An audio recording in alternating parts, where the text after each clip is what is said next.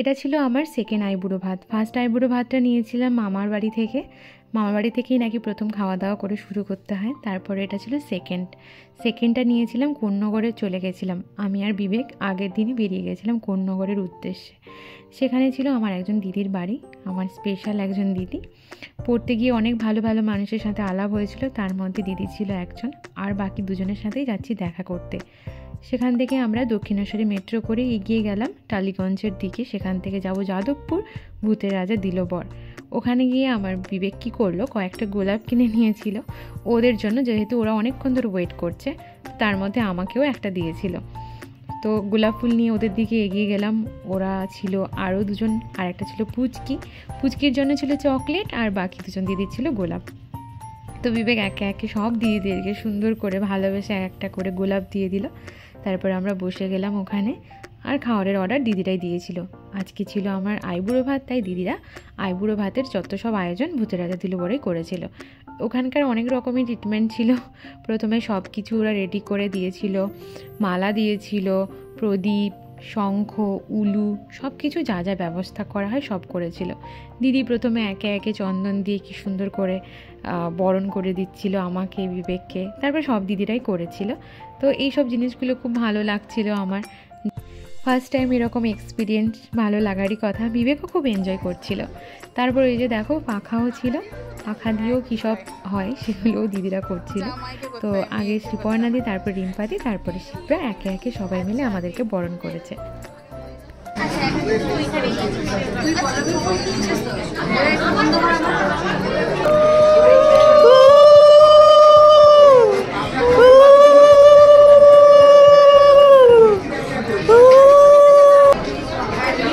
অনেক সুখে শান্তিতে বন্ধু তুমি সংসার করো।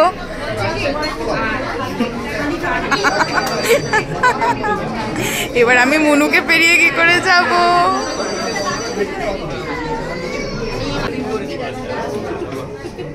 ও মাই গড।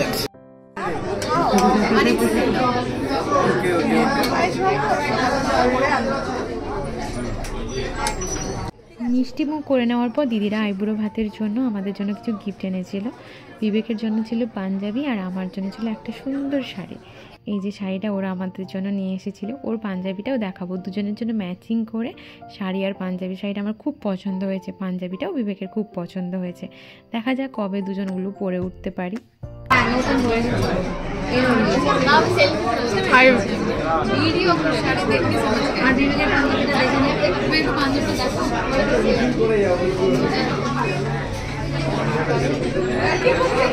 এটা আমি কনফিউজ করে পছন্দ হবে ম্যাচিং করে সিকোয়েন্স দিয়ে